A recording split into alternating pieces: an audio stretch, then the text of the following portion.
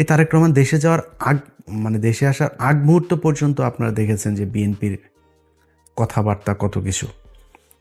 তাহলে তারেক রহমান যদি ক্ষমতায় যায় ওই লোকগুলোকে নিয়েই তো তারেক রহমান লন্ডনে থাকা অবস্থায় আমরা দেখেছি যে কয়েকশো বিএনপির লোকজনকে আপনার করা হলো, বহিষ্কার করা হলো সুনির্দিষ্ট চাঁদাবাজির অভিযোগে। সেই লোকগুলোকে আবার ব্যাক আনা হয়েছে এবং ওই লোকগুলো 53 জন না কতজন যেন আপনার এই নির্বাচনে ধানের শীষ নিয়ে নির্বাচন করছে, তাদের বহিষ্কারাদেশ প্রত্যাহার করে তাদেরকে নিয়ে আসা হয়েছে, মনোনয়ন দেওয়া হয়েছে, নির্বাচন করছে তারা। তো বাংলাদেশের মানুষ সবাই জানে আপনি নিজে সার্টিফিকেট দিয়েছিলেন যে হি ইজ চাঁদাবাজ, এখন আপনি তাকে মনোনয়ন দিয়ে বললেন যে ওরে এই চাঁদাবাজকে তুমি ধানের শীষে ভোট দাও। মানুষ তাহলে কারটা শুনবে? মানুষ তো জানো চাঁদাবাজ। এই লোক দিয়ে তো সম্ভব হবে না। সমানে আপনার এই দুই দেশে নাগরিক, দ্বৈত নাগরিকত্ব নিয়ে আপনি নির্বাচন করতে পারবেন না, কিন্তু আপনি করছেন। তা আপনার তো উদ্দেশ্যই আপনি 5 বছর চুরি করবেন, করে আবার ফের আওয়ামী লীগের মতো পলায় বিদেশে যায় খাবেন। আপনি নাগরিকত্ব করছেন না কেন? আপনি ছাড়ছেন না কেন? তারপরে ব্যাংক লোনে আপনি নির্বাচনের আগেই, ক্ষমতায় যাওয়ার আগেই আপনি কি বলে এটার কি বলে ঋণ খেলাপি। তো একজন ঋণ খেলাপি যখন কিনা নির্বাচনের আগেই চুরি করে ক্ষমতায় আসতে চায়, ও তো নির্বাচিত হয়ে ক্ষমতায় গেলে পুরো ব্যাংক দখল করে ফেলবে, পুরো ব্যাংক ধ্বংস করবে। এই আওয়ামী লীগের মতো, আওয়ামী লীগ যা করেছে সেভাবে ও ব্যাংক ধ্বংস করে ফেলবে, পুরো ব্যাংক খাবে বসে বসে। সেই চোর বাটপার লুচা। আমার চুয়াডাঙ্গার কথা বলি, আমার চুয়াডাঙ্গায় জামাতের প্রার্থী হলো একে অ্যাডভোকেট রাসেল ভাই, আর বিএনপির প্রার্থী হইল গিয়া শরীফুজ্জামান শরীফ। তিনি একাধারে চাঁদাবাজ, ধান্দাবাজ, দখলবাজ, টেন্ডারবাজ, সবশেষ ধর্ষক। ধর্ষণের অভিযোগ করেছে এক নারী। কেন অভিযোগ করেছে? সেও বিএনপি করত, স্কুল শিক্ষিকা, গান গায়, শিল্পী। সেই নারীকে আপনার ধর্ষণ করার অভিযোগ করার কারণে তাদের স্বর্ণ চোরাচালান এই মামলায় ঢুকাই দিয়ে তারা জেলে রেখেছে, এখনও জেলে। এই সপ্তাহে হয়তো বা সে ভালো একটা সুসংবাদ পাইতে পারি, সে সম্ভবত বের হবে। তো এই ব্যক্তিরা যদি আপনি জামাতের রাসেল ভাইয়ের কাছে যদি আপনি শরীফ ধর্ষককে দাঁড় করান, তো মানুষ কাকে ভোট দিবে? সারা দেশে তো একই অবস্থা। এই যে মির্জা আব্বাস আর পাটোয়ারি তো কোনো রিক্সাওয়ালার কাছ থেকে চান্দা নেয় না, কোনো দোকান থেকে চান্দা নেয় না, ফুটপাত থেকে চান্দা নেয় না। চান্দা আব্বাসের কাজে চান্দা নেওয়া। সারা জীবন চান্দাবাজি করেছে, এখনও চান্দাবাজি করে। এই যে আপনি ওনারা অনেক সময় বলে বেড়ান যে জামাতের লোকজন হইল গিয়া কিচ্ছু করে না, জামাতের লোকজন কোনো কষ্ট করে নাই, জামাতের লুকিয়ে লুকিয়ে আরামে তারপরে আওয়ামী লীগ সেজে তারপরে রাজনীতি করেছে। জামাতের কয়জনের ফাঁসি হয়েছে, জামাতের কতজন জেলে গিয়েছে, জামাতের কতজন রিমান্ডে গিয়েছে, জামাতের কতজন গুম হয়েছে, কতজন অঙ্গ হারিয়েছে, এটা হিসাব করতে চাইলে হিসাব করেন, তাহলে বুঝবেন যে কাদের উপরে কত নির্যাতন হয়েছে। চান্দা আব্বাসের পুরো ঢাকা ব্যাংক আরামসে তার বেড়েছে, আরও আরও আরও বাড়তে থেকেছে। তারপরে আপনি এই যে মীর কাশেম আলী, তার ছেলে পর্যন্ত আপনার গুম হয়ে একদম কি অবস্থায় বের হয়েছে আপনারা দেখেছেন সেগুলো। তো এই অবস্থা, এটা হলো জামাত আর বিএনপির মধ্যে। আপনি ধরেন হাইপোথেটিক্যাল কথাবার্তা বাদ দেন, জামাত আর বিএনপির সাথে আমরা যে প্রতিদ্বন্দ্বিতা করব, কারণ একজন বিএনপির ভাইকে আমি বলবো যে মানে আমি কিন্তু চাই যে সব রাজনীতি, খালি বিএনপি একা না, আমি চাই আওয়ামী লীগও যদি বাংলাদেশে কোনোদিন রাজনীতি করে, জাতীয় পার্টির রাজনীতি, সব রাজনীতিবিদদেরই মানে ঠিক জায়গায় আসতে হবে। ভাই আপনি চোর বাটপার সে আগে ধান্দাবাজ চান্দাবাজ এগুলো নিয়ে আমার যদি বলতে বলেন, মানে একটু সেফ জোনে থাকার জন্য বলি, নাহলে 100% বলে ফেলতাম। 99.9% আপনার চোর, জাস্ট চুরি করার জন্য এখানে রাজনীতি করতে আসে। একদম সব, বিএনপি বলেন আওয়ামী লীগ বলেন, জাস্ট চুরি করার জন্য রাজনীতি করতে আসে। আর জামাতকে বলা হয় জামাতও নাকি ওরা হয়েছে চাঁদাবাজি করে, জামাতও নাকি চাঁদাবাজি করে। জামাত চাঁদাবাজি কেমনে করে? ওই যে ইয়ানত নেয়, এটাও বলে চাঁদা। তো ও ইয়ানত নেয়, ওর পকেটের টাকা দিয়ে ও সংগঠন করে, রাজনীতি করে। আর আপনি মানুষের টাকা নেওয়ার জন্য রাজনীতি করেন, মানুষের কাছ থেকে চাঁদা নেওয়ার জন্য রাজনীতি করেন। এগুলি বলে কি আপনি বুঝাইতে পারবেন? জামাতটা আপনি বলবেন 71-এর রাজাকার, এগুলি বলে কি আপনি আমার জামাতটা পেছনে নিতে পারেন? মানুষ কেন যেখানেই যায়, যেখানেই শুনেন জামাতকে, আমরা এবার জামাতকে ভোট দিব, জামাতকে ভোট দিব, হ্যাঁ, মানে এরা আবার বলে বট বাহিনী দিয়ে এগুলি করা হয়। তো ডাকসু নির্বাচনে কি হয়েছে? ছাত্র সংসদ নির্বাচনগুলো সব জায়গাতে কেন এই ভরাডুবি? সবশেষ যকসু নির্বাচনে সবাই মিলে ওই যে বিকাশ নুরু টুরু সব কটার দল মিলে এসে তারপরে শিবিরের বিরুদ্ধে লাগলো, তাও পারল না। তো কেন হচ্ছে এরকম? এটা এমনি এমনি? আপনার কি মনে হয় জাহাঙ্গীরনগর বিশ্ববিদ্যালয়, ঢাকা বিশ্ববিদ্যালয়, সব বিশ্ববিদ্যালয়গুলোতে সবাই শিবির করে এখন, সবাই জামাতে যোগ দিয়েছে? নো। কি করেছে? তাদের এই সাধারণ মানুষ যারা, সাধারণ ভোটার যারা, তারা দেখেছে যে ছাত্র দলের চরিত্র আর ছাত্র শিবিরের চরিত্র, না, এটা তো আকাশ পাতাল পার্থক্য। আমরা তো যা শুনি সব মিথ্যা কথা। এটাকে বলা হয় এরা হইল গিয়া এই ৭১-এ ওর মারে এটা করেছে, ওর বোনেরা এটা করেছে। খুঁজে পায় না সারা বাংলাদেশে। যে মেজর আখতারুজ্জামান, তিনি এদিন একটা কথা বলেছেন যে ভাই ৭১-এ জামাতে ইসলামের সংগঠনের সব মিলায় লোক ছিল না ৩০০ জন। তারা ৬৪ জেলায় একদম সংগঠন করে, এই যে রাজাকার বলা হয়, রাজাকার জিনিসটাই তো মানে বিকৃতভাবে উপস্থাপন করা হয়েছে। রাজাকার ছিল পাকিস্তানি বাহিনীরা, এই যে ব্রিজ কালভার্ট যেগুলো ভেঙে দিচ্ছিল মুক্তিযোদ্ধারা, এগুলো রক্ষণাবেক্ষণের জন্য তাদের ইউনিফর্ম ছিল চৌকিদারদের মতো। আপনি মেজর আক্তার নিজেও এই কথাটা বলেছে। এটা এর আগেও আমরা বিভিন্ন বইতেও পড়েছি। আপনি বিভিন্ন বিদেশি যেসব ডকুমেন্টারিগুলো ছিল তখনকার, সেগুলো তো গেলেও দেখবেন। এটা কোনো রাজনৈতিক দলের ছিল না, জামাতের কোনো সংগঠনই ছিল না তখন সেইভাবে, মানে জেলা ভিত্তিক। ঢাকা শহরে একটা ছোট্ট একটা ছিল, ওইটা নিয়ে তারা রাজনীতি করতো। তো এটাকে বানানো হয়েছে রাজাকার। তারা বিভিন্ন মানুষের হরিণ ধরে নিয়ে নাকি পাকিস্তানিদের দিয়ে কার মারে মারে করায়, তারপরে আকাম কোকাম করায় ওদের সজীব ওয়াজের জয় পয়দা হওয়া, এইগুলো বানানো হয়েছে। এগুলো তো ভাই মানুষ এখন বলে করা যাবে না। এখন করতে হবে কি?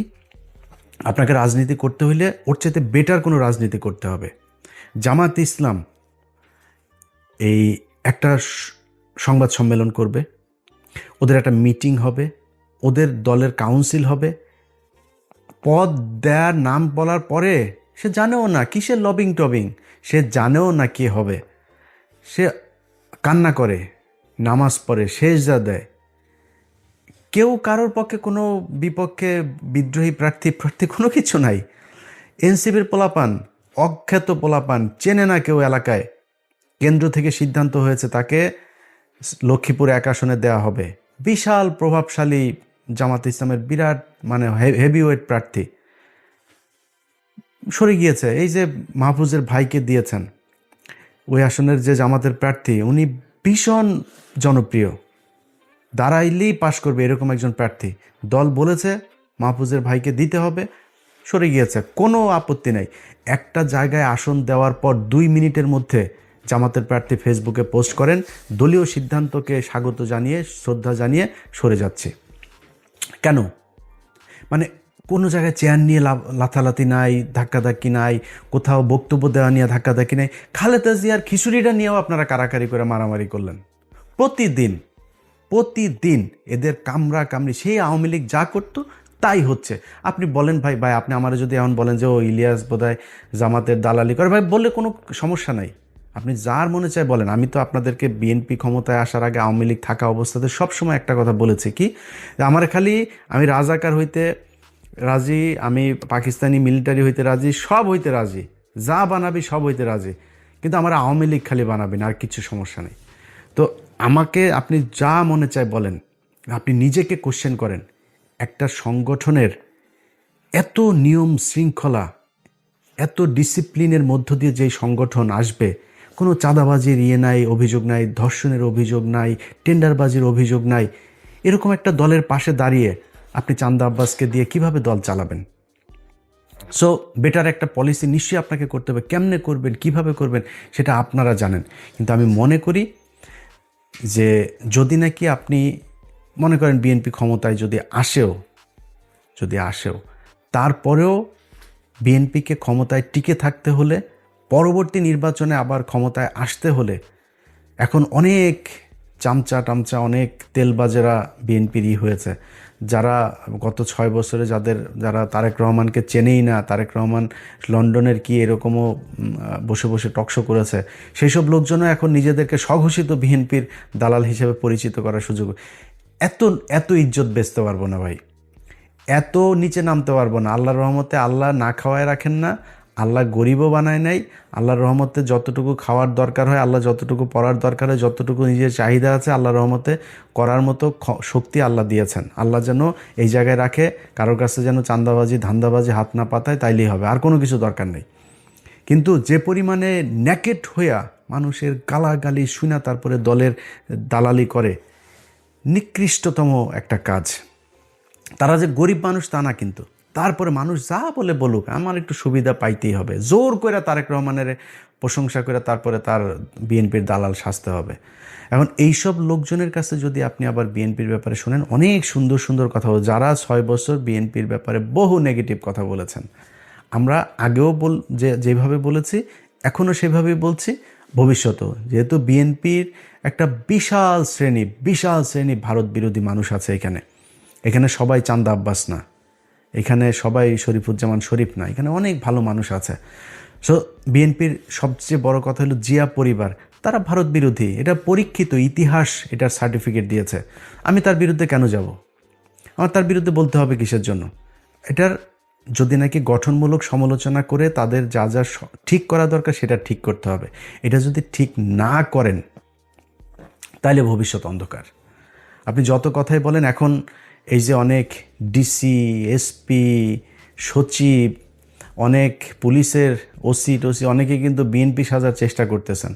কিন্তু আপনাদেরকে একটা জিনিস বলে রাখি, সামনের হিসাব নিকাশ কিন্তু, সব কথা সোশ্যাল মিডিয়াতে বলা যাবে না, কিন্তু সামনের হিসাব নিকাশ কিন্তু অত ইজি না।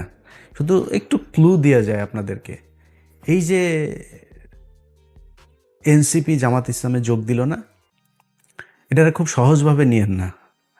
এই যে সরকার এখন হ্যাঁ ভোটের পক্ষে ক্যাম্পেইন করছে, খুব সহজভাবে নিয়েন না।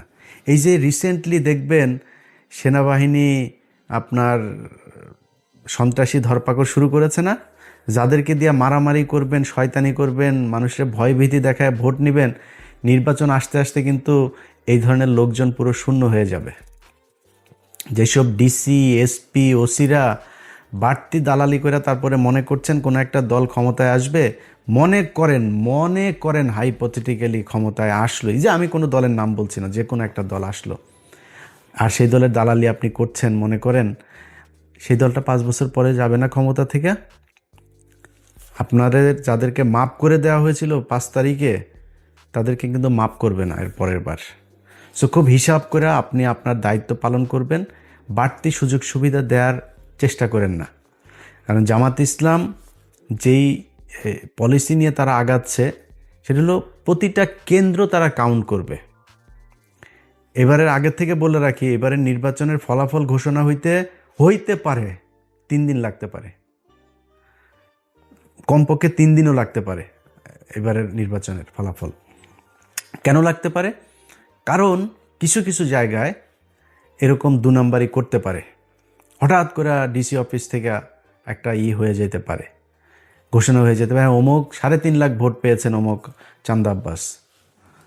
এখন চান্দা আব্বাস যে 3.5 লাখ ভোট পেয়েছে, এখন পাটোয়ারির ভোটগুলি তো জামাতের লোকজন তো প্রতিটা কেন্দ্রের ভোট তারা কাউন্ট করেছে, কেন্দ্র থেকে ফলাফল নিয়েছে, ঘোষণা দিয়েছে ওইখানে যিনি আছেন প্রিজাইডিং অফিসার। তো তিনি যে বললেন এই কেন্দ্রে ভোট হয়েছে হইলো, ধরেন সারা ওই ঢাকা 8 আসনে মনে করেন ভোটার হইল 2 লাখ। এখন কেন্দ্র প্রতি কেন্দ্র হিসাব করে দেখা গেল পাটোয়ারি ভোট পেয়েছে 1.5 লাখ, চান্দা আব্বাস পেয়েছে 50,000। কিন্তু তার আগে ওইদিকে রিটার্নিং অফিসারের অফিস ঘোষণা দিয়ে দিয়েছে ঢাকা আসনের বেসরকারিভাবে বিজয়ী হয়েছেন চান্দা আব্বাস। এখন প্রতি কেন্দ্রের ভোটে ক্যালকুলেটর করে দেখা গেল যে ভোট বেশি পেয়েছে তখন কই যাবেন? সো এরকম 2-1 জায়গায় ঘটতে পারে, আর বেশিরভাগ জায়গাতেই এরকম করা যাবে না। খুব সুষ্ঠু একটা ভোট হবে, এটা মাথায় রেখে তারপরে নির্বাচনে কাজ করতে হবে।